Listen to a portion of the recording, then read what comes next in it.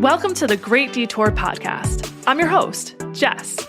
If there's one thing I've learned about life, it's that it's full of twists and turns, and oftentimes a pretty big detour, or two.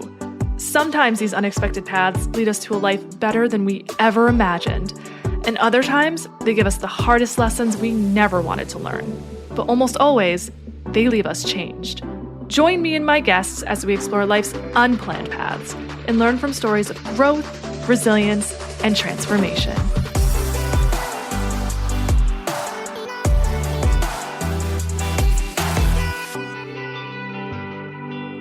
Hello and welcome to the Great Detour. I am so excited for today's episode because boy, do I have a detour story for you. With me today, I have a wonderful woman named Wanda Richardson. I met Wanda through a mutual friend of mine. And one night, this friend randomly called me and she said, Jess, I'm sorry, but I pitched your podcast to somebody, so you have a new guest. And I said, okay, great. Tell me about her. And she said, I met this woman at the gym and I heard her story and it's just a perfect fit for the Great Detour. So you got to have her on. And I'm so glad that she told me about Wanda because she was not lying when she said she was a perfect fit. Wanda has an incredible detour story, actually several detour stories, one in the realm of love, the other in career. And I'm so excited for you to hear them today. And not only are her stories just really incredible detour stories, but also just her mindset, her attitude, the way in which she handled them with such grace and resiliency. It just really embodies everything that the Great Detour is about. So with that, Wanda, welcome to the show. Well, thank you for having me, Jess. I'm excited to be here. And I just would love to share my story with others who may not know where their path is. Mm-hmm. Because to be honest, I didn't know where my path was. I just found myself where I am today. I know. I love that. I feel very similar. I feel like we all go through stories like that where we just kind of stumble into our purpose and our passions. And it's kind of beautiful the way that all unfolds. And, you can stress about things, but at the end of the day, worrying only gets you wrinkles and gray hair. I am with you, girl. So even if you don't have a plan, I just kept moving forward. So a little bit about my detour. Mm-hmm. Detour, plural, detours. So young woman, got married to the love of my life. We were soulmates. We grew up as kids together. And then the most horrible thing that you could think of happened. We were married less than a year. He dies in a car accident. Oh my gosh. My entire world shattered. I still had the top of my wedding cake, so I didn't know how to navigate this new world that I was in because we were shopping for a home and we had plans and I just was beside myself. So with that, I decided to look at the world in a different way. So I was devastated, obviously. However, a strange thing happened. I really started seeing the world in a more appreciative way, where sunsets were more beautiful, sunrises were more meaningful, and you kind of take the tragedy and you have to find your way. Either find your way or you crumble. So I had to find my way. So moving through careers, I even started college because I wanted to be a holistic healer. But I was drawn to cooking. So fast forward many years later, still kind of floundering, I'm working in real estate and I just felt burnt out. It just wasn't me. Yeah. It was okay. I was making money, but there's a time when money's not enough. Mm-hmm. And there was something missing. No matter how many BMWs I bought, no matter how many necklaces or rings or diamonds I bought, I still felt empty. Mm. So it started to become more real for me when I would sit at my desk, daydream about recipes, create food when I got home, go to markets, like different gourmet markets and oh, what's this? Didn't know what they were, bought them anyway, and just experimented with food. So one day, it was on my birthday, hanging out with some friends from work, and I said, I can't do this anymore. I want to be a private chef. And that's what started everything. And you were in corporate before that. Yes, I wore high heels and a skirt. Now I wear Crocs and yoga pants. I love it. That is quite the pivot, It going was, from a yes. corporate background to being a chef. That's not a transition you hear about very often. So that's quite the jump. Especially in your 40s where I had to start from scratch. When traditionally it's a game for young people. Hmm. I was told no many times. I was told you can't do it this way. You have to do it our way. And I said, you know. So Yeah. I, unlike most people starting out as a chef, I did not work in restaurants. I just kind of paved my own way where I created lanes for myself. So I Hmm. saw myself as an adult versus a child trying to find their way in this industry. So I started teaching cooking, Hmm. teaching cooking to, and the funny, well, I'm going to pivot for a second. Sure. I was still in culinary school and I answered an ad on Craigslist, which I don't even know is still around anymore. And a woman wanted healthy meals for her family because her kids were eating like most kids do. They were eating the junk food after school. So I answered the ad, still in culinary school, took the job, and that was my literal first job, being paid professionally to be a chef. So I said, this is fun. So that was like my segue in to doing things my way, Hmm. not working on the line, making salads. I did work at some restaurants, which gave me a lot of knowledge that I didn't have, but I created my own way. And yeah, so I love that. And the fact that you did that in your 40s, I think is such an yes. inspiration. I think, like you said, you were told no so many times and you got to do it this way. I think so many of us are told that, like, oh, you can't make a career pivot in your 40s. Like, you got to stay where you are, play it safe. So I love that you were brave enough to take that leap. But tell me, did you have any fear? Were you Um, scared to do it? Now here's the thing. So it scared me more that I was alone at 30 years old and without a husband. That scared me Really? more than making this leap because, we're all told as women, you're a little girl, the fantasy is to get Hmm. married and have a family, the 2.5 kids and the dog. That was more scary because I'm like, okay, I look up and I'm like, okay, I'm alone. Hmm. There's no husband. I just got married, so no kids because I Yeah. was very traditional in that way where I wanted to have a husband first and the kids and that. So Of course, yeah. Most of us are because socialized we're into social, that. Yeah. absolutely. So the fear didn't come at all. And this is why I know I did the right thing because I didn't have a plan B. So Mm. to me, when you have a plan B, that means you think it's not going to work. By not having a plan B, I had no other choice but to make it work. But I never felt like it was work. Now, there were times where it wasn't all sunshine and roses and rainbows, obviously. But I never, ever had the sense that this is wrong. This is the wrong path. Never. So you have to believe enough in yourself where no matter what you're told by others, if you have that innate gut feeling, go with it because that's what's going to get you where you need to be. I just never stopped. I just kept my eye on the prize. A lot of material things that I had that I thought were important no longer became important. I had to pawn jewelry to pay my cell phone bill at one point. Wow. But it humbled me and it made me appreciate smaller things Hmm. and it was a good experience even though things didn't go 100% perfect because perfect isn't always fun. It's not reality. And It's I not think reality. I love that what you said about it not being all roses and rainbows, because I think So sometimes when we make these leaps into areas in our lives that are more aligned with who we truly are, that we think suddenly it's going to be perfect and everything's just going to fall into place and you're not going to have any struggles or challenges. And I don't think that's the case. I think, things might be easier as you step into alignment and step into your true yes. passions and purpose and all of that. But I don't think it's without hardship or No. challenges either. You still have to kind of climb your way through. But I do think there is Absolutely. more, if it's right and it works, I think there is more of an ease to it. But Whereas when you're in something that's wrong, there's resistance. I'm sure you felt that. Actually, yes. that's a question I have for you is in your corporate job, what did it feel like? Was there just a nagging resistance or like, I shouldn't be Yes. here? This isn't right for me. Like, tell me more about that. There was a struggle and with getting up in the morning and feeling like what I'm doing is purposeful. Hmm. When you're working to meet someone else's bottom line, but you don't really believe in what you're doing, it's hard to show up as yourself. Yeah. I felt like I was in a different body. I didn't feel like this is what I should be doing. I had no joy.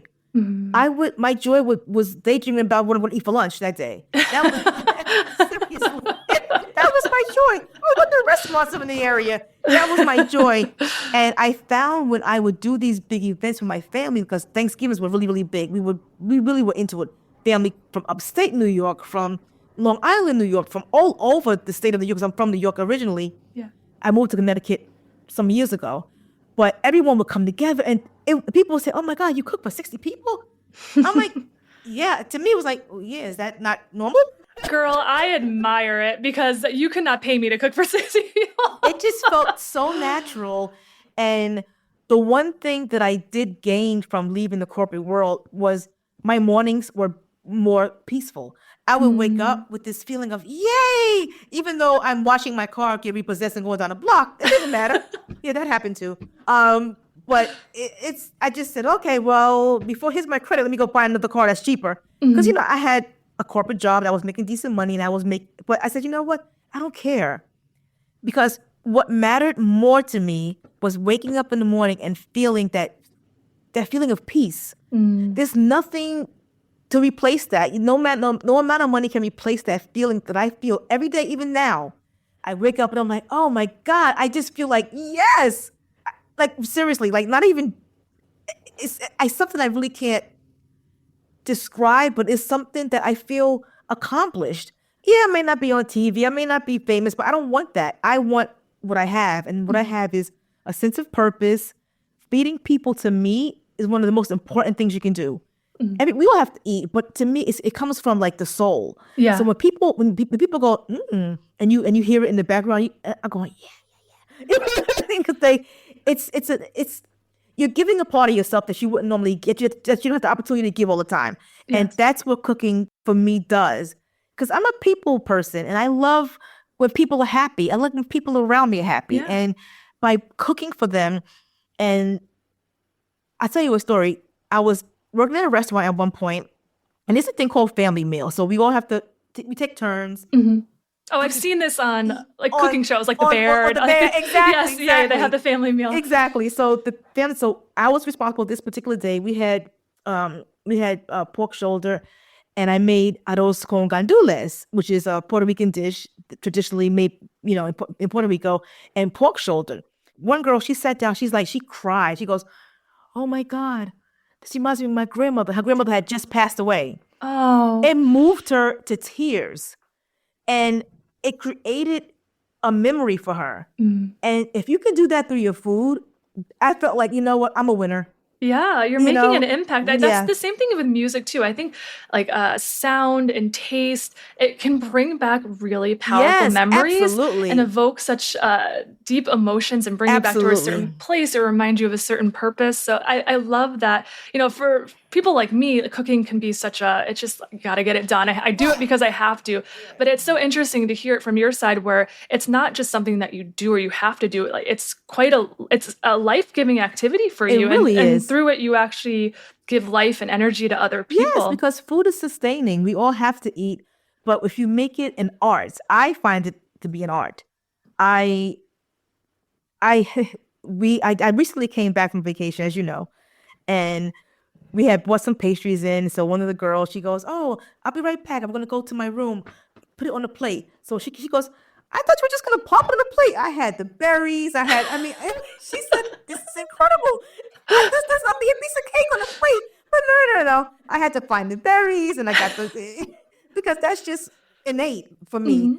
And to see her face light up like that, again, every time I make food for people and they experience this joy, they get a little piece of my joy. And I love giving them that. So, yeah. So to me, the detour, I don't know if I would be where I am now if my life had taken shape the way I had planned in my head. Yeah. I don't know if I would have this same type of joy.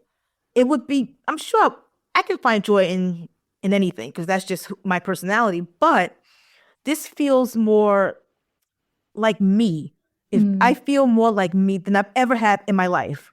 I love that. I think detours do that. Transitions do that. A lot of times I think it takes things going wrong or things not going according to plan to really step into that path of authenticity. I think we're brought up and we're socialized that you have to get married by 30 and have kids and have this corporate job or this traditional life. And then people experience this dissatisfaction and this unfulfillment. And then a lot of times something will happen, a loss will happen, divorce will happen, something. And then people find themselves on these paths where they're truly just finding out who they are, because all these Yes. layers and all these ideas are being deconstructed. And I think it's those moments that are scary too, because you're in a period where you're like, I'm not quite sure where Oh, to yeah. go or who I am. But I think when there's clear space like that, there's just so much, it's just rich soil. You can Absolutely. plant whatever seed you want in that. Absolutely. And I wonder for you, transitioning back to your major loss, I am sure you found that you were experiencing that moment of things have been cleared and you didn't know what the heck your life was when your husband passed. I was very, very lost. I was self-medicating. I just zoned out. I didn't even know where to begin. I felt like a baby taking his first step, to be I can honest. only imagine. Can you tell us a little bit about your story with him? Because I remember when we talked, Sure. you had it was such a beautiful but also, difficult love Yes. story. But I'd love if you can share a little bit Of about that course, with I would us. love to, because it's unique in a sense, because so we grew up together. So our parents were friends, were best friends when they were kids. They met when they were like 13 or 14. Mm. My mom, his mom, my mom, who both happened to be named Barbara. So it's so weird. So when I was a small young child, I didn't know that we weren't related. I thought, because I used to call her auntie, I thought that she was part of the family, and I thought that he was my cousin, and because he was a little older than me, he would watch me after school, and that's what it was. Yeah. We lived in the Bronx. We moved to Queens, and I hadn't seen him for a very, very long time. I lived in Florida. I came back to New York because my grandmother was, unfortunately, she had passed away. So I came back for a funeral. And of course, my mother-in-law was there, who I called Auntie at the time. I said, Auntie, how's Jeff? That's my late husband. I said, how's Jeff?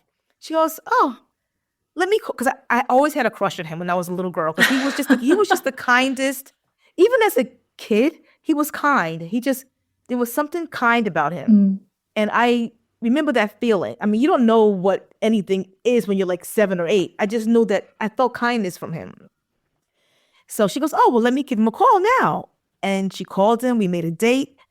We planned to meet. I was staying with my friend in Brooklyn.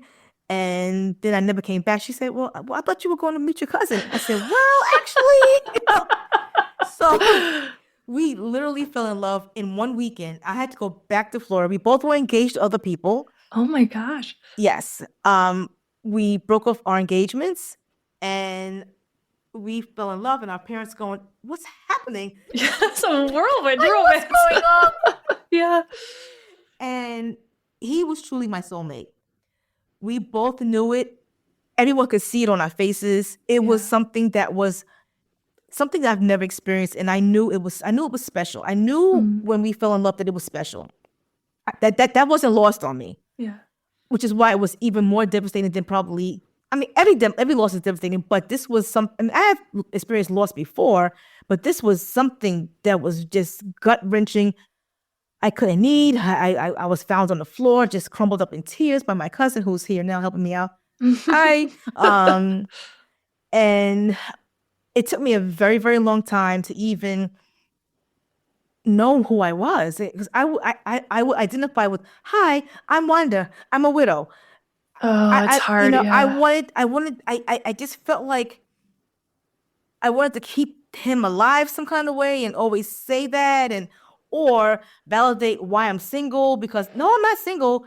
I was married, but he's dead now. So I think that was happening as well. But just the devastation, the loss. The one beautiful thing that did happen is, because I knew his mom as a child, we remain close to this day. Oh, that's wonderful. So, and the entire family, they're like, well, he's gone, but you're still ours, which is great, because to have a support system when at a time like that, when you have nothing, it's like it meant the world to me. So, I tried. So because I was so lost, I tried many, and that's how I ended up in real estate. I tried many different things. And I said, oh, I'm good with people. I can sell. But then, of course, we know what happened in 2018. The bottom fell out. Yeah. Yes, so I found myself, instead of selling houses, becoming a property manager. So that's how that happened. But that wasn't fulfilling. I'm like, okay, so I'm sitting in a cubicle, I'm looking at a computer, I'm pushing numbers, I'm yelling at people because you were late today. It just wasn't. It's not me. Mm. All along, daydreaming about recipes and testing recipes, and instead of doing my sales report, I'm like looking up a recipe and what was that I saw on a Food Network? Oh, what's a Buddha's hand? Things like that. Yeah. So then, when I decided I visited a culinary school, ICE, which is in Lower Manhattan. That same weekend I visited the school, I signed up. I said, you know what? This is it. You just made that gut decision. Right then and there. It was an 8-month program every Saturday and I was still working every Saturday and every Sunday for 8 hours a day. Wow. Yes. And it's a full schedule. Yes, I absorbed everything. And remind me how far, so your husband passed, and your husband's passing was very unexpected. Yes, because it was a car accident. Mm. So he was healthy. He didn't have a cavity. Oh, wow. He was an aspiring music producer. He had just gotten a deal, signed an artist. He was working in London with his cousin, and they both unfortunately perished, and the driver of the vehicle. So I didn't know for a few days what happened. I knew something was wrong because I'm like, something's not quite. You just feel it in your gut. Yeah. So I get a call from far away saying that someone thinks that something happened, but they weren't sure. So I called the hotel. I said, well, can you give me the number to the police station in London? I called the police station, and I knew it was bad when he said, are you alone? Can you sit down? Oh, those are words you never want to hear. So clearly, I was home with the cat, and I said, okay, you have to tell me now. He didn't want to tell me, which is, of course, anyone with a heart doesn't want to say that on the phone. So they dispatched New York City police to my house, but I already made him tell me. So I knew, and I just remember just being kind of in a daze, and I called his mom, my dad. I called my cousin, the one who's here now with me. That's my girl. And everyone was there. And even though I called them all, I'm going, why are you all here? I was still trying to process it all. Yeah. And I couldn't eat. I couldn't sleep. And then never having lost a spouse, never even having a spouse, to coordinate a funeral, and he's in another country, to coordinate getting the body back, to coordinate going through the luggage and looking at inventory list of your husband's belongings. That was the hardest thing. I can only imagine it must have just brought you to your knees. Because once trying to get everything done, I just knew how to focus and get everything done. So I was okay for a moment until the bags came back. Of course. And I see his passport, and I see all his things, and the inventory. It felt like it was an inventory list. I'm like, no, this is my husband. This is not an inventory list. And because he was burned beyond recognition, I didn't even get to see his body. So, which probably made it even harder to move past, because of course, I had lack of closure. Yeah. I had to have medical records, dental records sent, because there was no body to identify. I couldn't get his wedding ring back because it is gold, and gold melts at a high temperature. So having to deal with not just the loss, but the devastating loss. It was a devastating loss. It was. That's incredibly traumatic. I can't even imagine. And then just to hear your story of how you went off to culinary school and reinvented yourself after that is, I can't even quite wrap my mind around it, because that is such a tremendous loss. It was a tremendous loss because of what we meant to each other. Of course. Anyone who loses a spouse is going to be a loss. But I know some people who said, oh, I'm glad he's dead. But that wasn't. No, seriously. I worked with a woman who said, oh, God. I said, oh, I'm so sorry for you. She was, oh, I'm glad he's dead. To each their own. That wasn't my experience. And to be newlyweds. Yeah. Oh, so you were newlyweds too. Yeah. I still had the top of my cake when he passed. Wow. So it's almost as though you didn't even really get to enjoy your life together. Not at all. We were just starting our lives. And on our first year wedding anniversary, I took the cake out the freezer and I defrosted it. I think I maybe put the wedding gown on. I don't remember. So I ate the cake alone and I cried probably all night. A lot of tears, a lot of years. Therapy. Yeah, I was going to ask you, what got you through? Because I'm sure there was different resources or healing modalities. Believe it or not, for young widows, this now remind you, this is pre 9/11, where there weren't so many women who were young who lost husbands. Mm. Because after 9/11, then we had the war. And so a lot of women were losing their husbands at a young age. Yeah. Trying to find resources. And internet is in its infancy. I think I still plugged it into the wall with the telephone. Oh, so you were very alone. Yes. Felt very isolated, I'm sure. I did. And I did find some therapists. Most of them weren't the right fit. They didn't know how to even handle what I was going through. Yeah. Most people used to like older person going through a loss like that, not really a young person. I was like barely 30. And so I found someone who fit, and she really helped me work through it. She's in Stanford. Cause I was living in Stanford, Connecticut at the time, and she really, really helped me work through. Cause I just couldn't understand why it's 10, 15 years and I'm still crying, but not just crying, no, balling up on the floor crying. Yeah. Not just a regular cry. No, we're talking like everything shuts down crying. Mm. So she really helped me work through it. And I started looking at things a little differently, and I started journaling. And I was journaling before, but it was always when I was sad. Mm. I started journaling when I felt good, to kind of find some balance. And then going to culinary school, becoming my own person, stepping away from the shadow of, because I always make sure whenever I fill an application, I check the widow box. Oh, okay. I wore it like a That badge. was your identity, I wore like, this is who I am. I'm a widow, damn it. Now I'm just single, and it's okay. Yeah. You're just Wanda. That's who you are. Exactly. I can relate to that on some level, because I'm divorced, and when I was married, I wore being a wife as a badge of honor. And I was like, I am a partner. I have a partner. That was so important to me. And then once I was divorced, that was taken from me. And I was like, who am I? And then I did the opposite thing and attached myself to this single badge of honor. And I'm single, and that's who I am. I'm single, Jess. And it took me a while to kind of deconstruct that and really get down to who am I at my core. And it's not attached to my relationship status. Exactly. But it took a lot of time to get there. And I can only imagine for you, going through having a husband and then being a widow. And you just go through that journey of figuring out, who are you without those titles, not attaching yourself to those titles. Now I don't have a title. I'm just Wanda, and I'm a happy person, and I have goals, and I have dreams. And although my life didn't shape up the way I thought it would be, it's not the end of the world. And it's his death was his journey, was his soul's journey. And once I got that, I said, okay, so I was a part of that life, but that wasn't my journey. That was his soul's journey. My soul's journey looks different.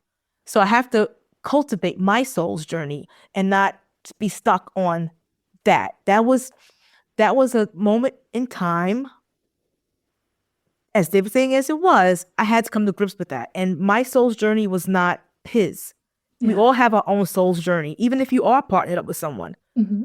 So I figured that out with the help of therapy and with reading a lot and just learning how to be quiet and meditating. That is a huge one. That was one of my biggest lessons, was sitting in the quiet. Mm-hmm. When I was first divorced and had to be alone for the first time ever, that was I don't know how it was for you. It was so difficult for me just to be alone with my thoughts. And I had to be around people at all times, always out, always busy.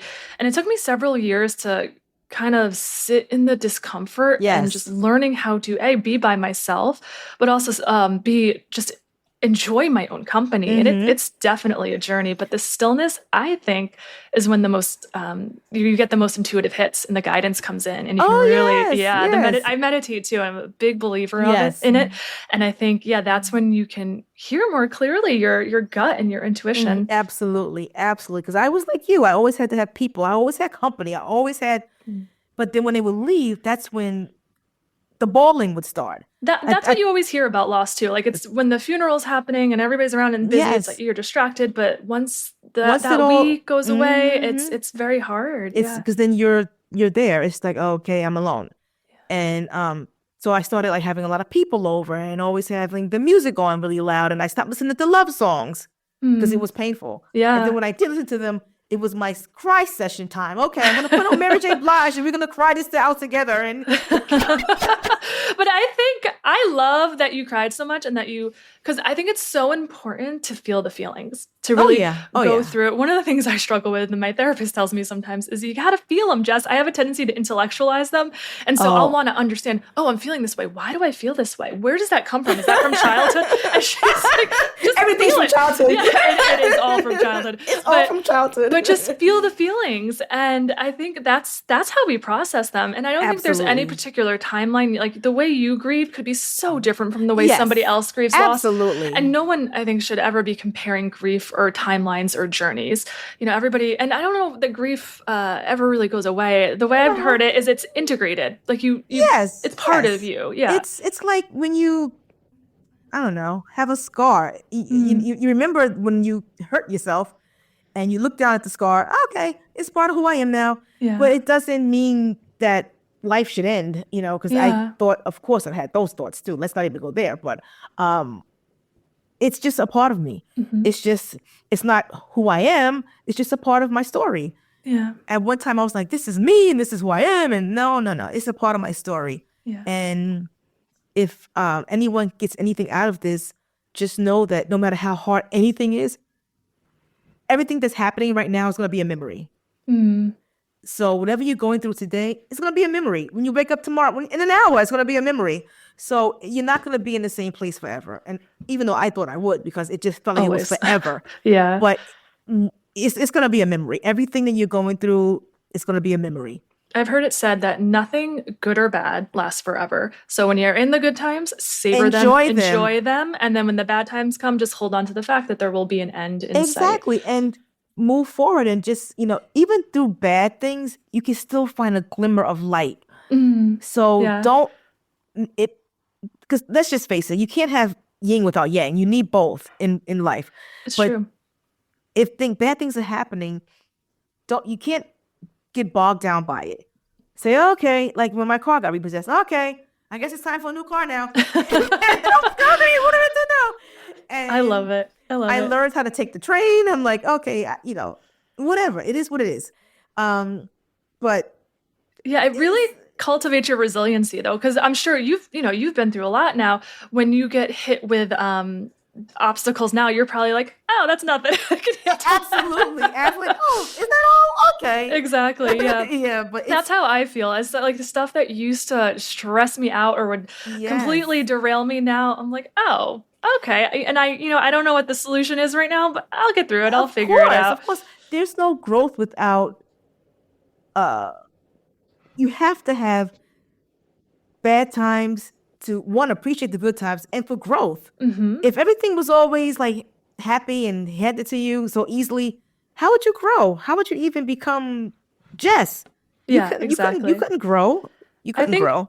Pain can be the biggest catalyst for growth. Unfortunately, sometimes it just takes a kick in the ass to wake some of us up to grow. But that's what did it for me. You know, I don't think I would have went inward and really looked at my life without some of the struggles I've had. So as difficult as it is and as pain averse as we are, I think when we are going through a loss or a difficult time or a detour that we did not plan, to take a minute to step back and say, okay, like what is this teaching me? And like, what is it about me that maybe I need to learn or look at more closely? Exactly. But I love what you said before about yin and yang. I really believe that once you've experienced some dark times and had, the dark night of the soul, as they call it, the good times are so much sweeter, so good. Right? Yes. I don't ever remember experiencing joy the way I had until after my divorce. Like the joy was just on a level that I had never experienced before, because when you go through that hard time, it just feels like you said before, you're never going to come out of it.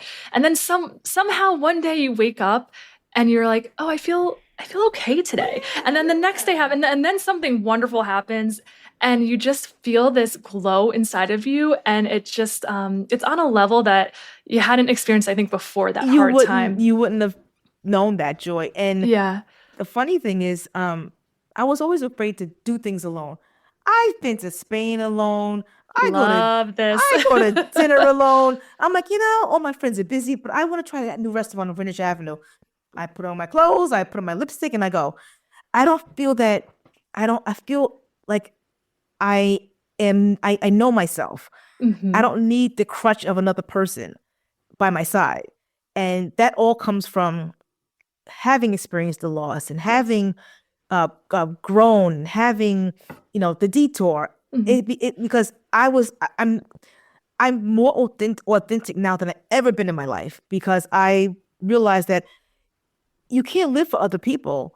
It doesn't work that way. You have to live for your authentic self, and you're gonna be happier for it. And I didn't ask for the loss of my husband, but what can I do about it? I can pick up my bootstraps, figure this out, or I can like wallow in my tears forever and ever and ever and become a bitter person. And I still smile a lot. I'm still happy. I still love love. You're so happy. When I first met you, I was shocked about your story because you were probably the most positive, upbeat person I've ever met. Yeah. And I was just so inspired by it because, like you said, I think you can get bitter. And I think a lot of people can easily fall into that and not get out of it. And I think just seeing you're just such an inspiration that you took this, this really challenging situation and these lemons, and you really made lemonade from it. You really created something for yourself. I still love love.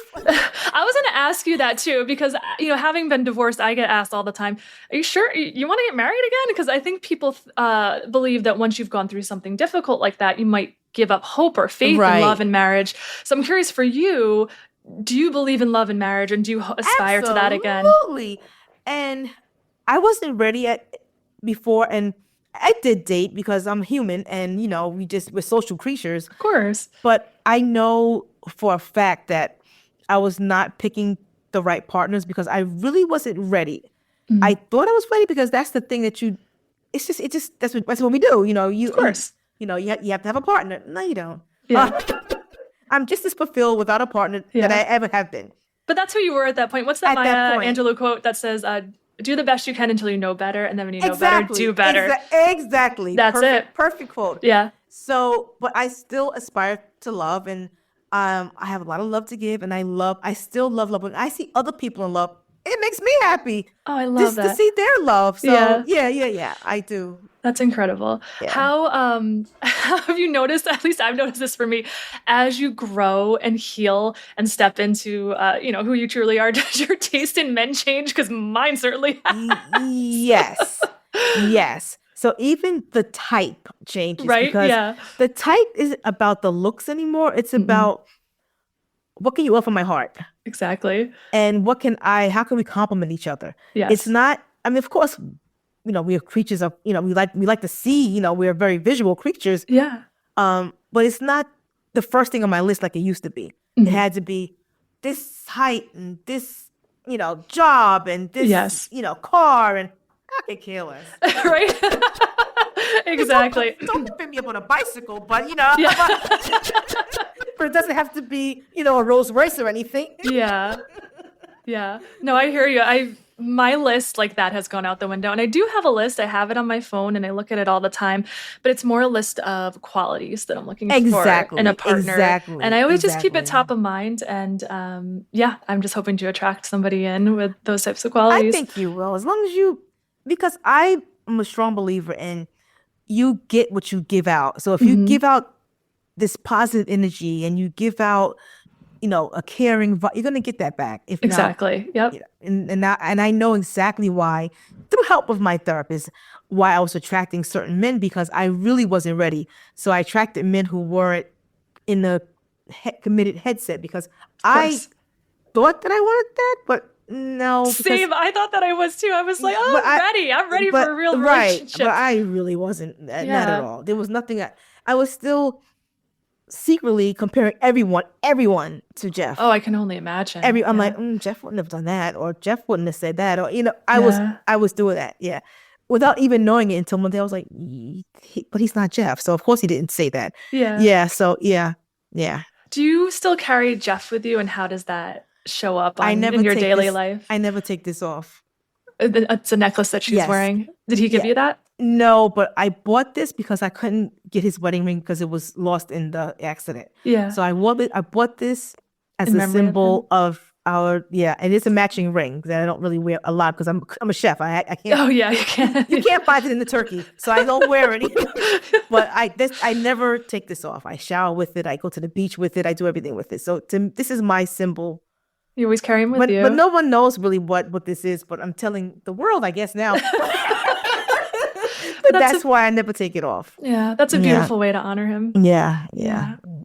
Yeah. Well, Wanda, this has been incredible. So, all through this journey, you ended up being a chef. You started your own business, correct? I have. Tell us a So little about it. it's in its infant stages, but there is a website. It's called Jara Cooking Company. This is how it started. So every time I go to restaurants, I'm like, oh my God, there's not enough seasoning. It must be So hard being a chef going to oh my restaurants. God, you have no idea. I can only You imagine. have no idea. So I started carrying flaky sea salt in my pocketbook with me. I know it's so weird, but Not hot sauce in your bag, sea salt. no, not hot sauce. So I said, what if I would just like create my own line of salts that have different flavors? So that's what I've done. So I did a lot of experimenting. I bought a dehydrator. I have all these different chilies because I like spice, not heat because of heat's sake. Spice for flavor, because different chilies have different flavor profiles. Some are fruity, some are earthy, Yeah. some are bright, some are hot. So I started playing around with these salts. So they're finishing salts. So what people don't understand, if you buy a steak in a restaurant, most people don't even know this. A good restaurant is going to finish it with sea salt because the salt doesn't get inside the meat. It's only on the top of the meat. So once you cut into your steak, you start eating, you're like, okay, that's why people like the sauce, because the sauce gives it flavor. If you just put a little sprinkling of the finishing salt on your food, it'll wake up the flavor. Ooh. So I'm people, going to try this. oh my God, it's the best. So salt gets a bad rap for causing high blood pressure. It doesn't cause it. It just exasperates it if you already have it. Salt has been used for centuries to cure food when we didn't have refrigeration. Salt also brings out the natural flavor of everything. So you have to season your food. So I find that when I go out, a lot of chefs, because I've worked with some, I'm like, aren't you going to season that? Like, don't you think you should be putting salt? You have to season the food. So by using a finishing salt, you as the customer or the cook, you can control how much salt. Let's say you live in a family with one person can't have salt, but you have your own little finishing salt in a little package. You just put a little dab on your steak or on your chicken breast or on your salmon, and it also wakes up the flavor. So they complement different flavor profiles. So I have one that's called cold chili. So it brings out a chocolate note. Some chilies have a chocolate note. Chocolate and chili goes very well together, by the way. Oh yeah, I've known that. Side Oh my note, God. I called Wanda earlier and I couldn't hear her on the phone, and she was, "What did you say to me?" It cracked me. It's such a chef problem. I was dying laughing. What were you doing that I couldn't hear you on your phone? Oh, You had chocolate. Oh my God. So I was tempering chocolate and I had my phone on the counter and I spilled the chocolate on my phone. I got the wiped it speaker. off. I wiped it off. I thought I cleaned it, but the speaker doesn't work now because there's chocolate stuck in the speaker part of my phone. This is Chef Wanda, guys. Tempering chocolate.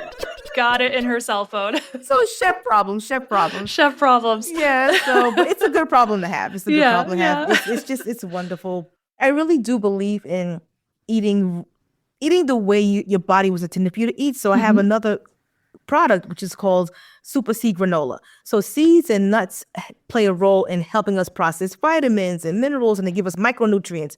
So this granola, it's not made with any of the oats. So it's totally like gluten-free, Oh, wow, but that's great. it will give you those micronutrients that you may have missed. And then you can put it in your yogurt. I put it on top of butternut squash or put it on top of risotto.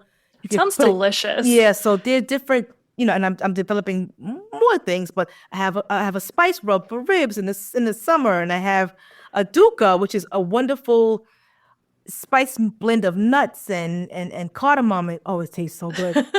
That's incredible. That sounds delicious. So you're selling these, and if somebody's interested in purchasing one, where can they find it? They can go to jarcookingco.com. Perfect. Now, jar, it has two meanings, and I actually have a tattoo of it on my wrist, jar. Oh, great. So jar is my husband's, those are his initials. Oh. Yes. Wanda, this detour, you took your loss and you really made something amazing out of it. And the reason why I called it jar, because one, my spices are in jars, but he died pursuing his dream. And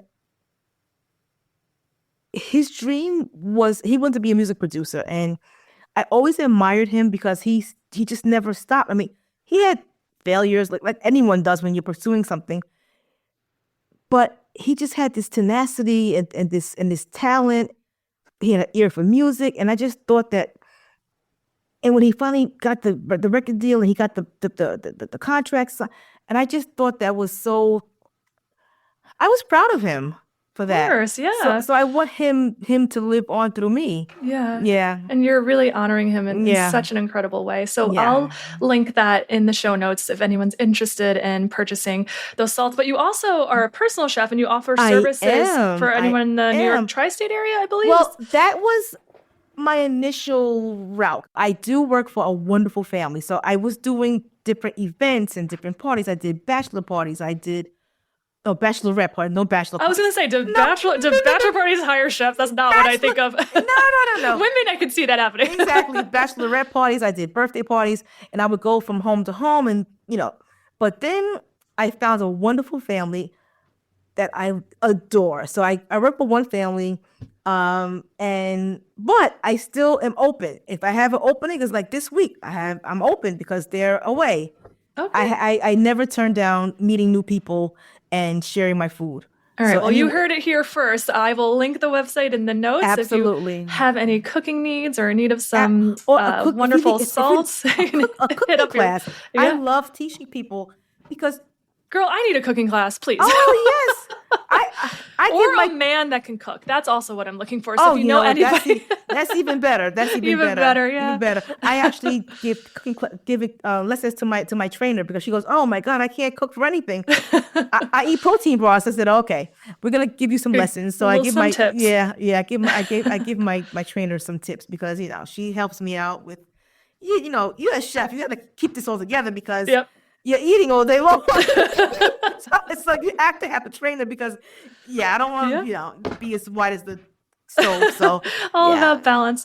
Well, Wanda, this has been an incredible conversation. I'd love to close with one more question for you. Sure. Looking back, if you were to look at your younger self before she embarked on any of these transitions and big life experiences, is there one piece of advice or one thing that you would say to her? What I would say to her is to be fearless. Be fearless. Yeah, because you have really embodied fearlessness. Be fearless. You really have. And look at where it took you. No one who knows me now, when I tell them what type of child I was, they're like, really, you? I was so shy. I was so timid. I second-guessed everything. I was so insecure. No. But it took me to grow and to experience life, good and bad, to become fearless.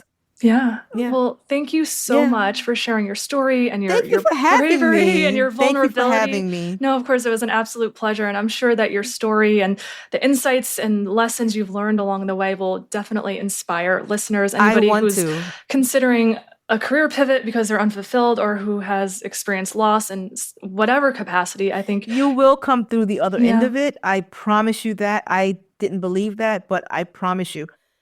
There's no time frame. Give yourself a break. That's the one thing I can say to anyone who's experiencing loss or going through, even if you're going through a career change, all you need is to believe in yourself. That's it. And it's going to happen. That's all you need.